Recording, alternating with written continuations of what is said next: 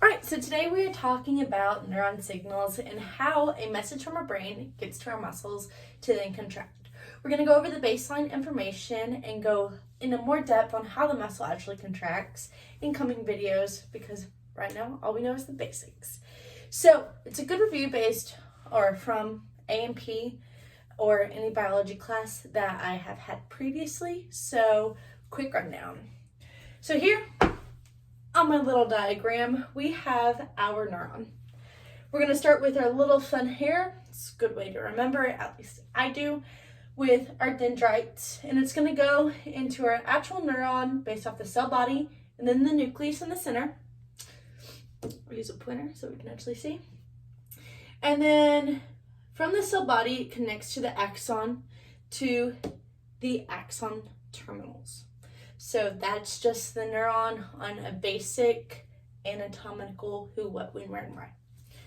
So a close-up view of our axon terminals, we're going to go, and the way it was described in class was Squidward nose.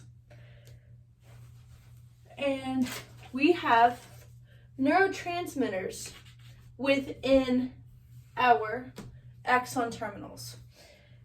I have my puzzle pieces over here to kind of help us label it out as we go through this basic information.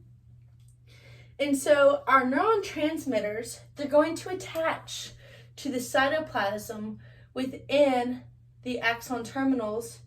So then the message is sent to our receptors. We're going to label those real quick. Receptors. Basically what looks like our football looking T-post. I don't watch football that much. I hope I said that right. And our receptors are found on our motor implant.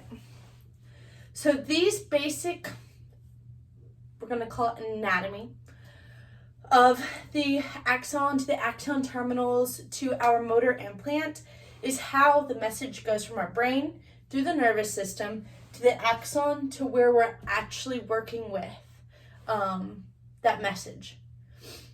Now, we have three responses that we can get from a message. We have APSP, which I have a positive sign next to it because it's going to cause depolarization. Then we have IPSP, which has a negative sign represented with it because it's going to cause either repolarization, which you don't need a signal for, which happens naturally. It's basically going to cause the muscle not to contract. Or there's going to be no change because the signal doesn't go to it. So these three responses are going to be based off of what message is sent from the brain through the nervous system. So a good example of this, of EPSP, from the axon giving a message to a particular muscle, is the contraction of you actually focusing and doing a bicep curl. Your bicep is going to get the EPSP message while your tricep is getting the IPSP message to not contract because you're focusing on that one muscle. And then say that message somehow gets somewhere else, then there will be no change within that muscle. So till next time, we will go over the actual contraction of a muscle.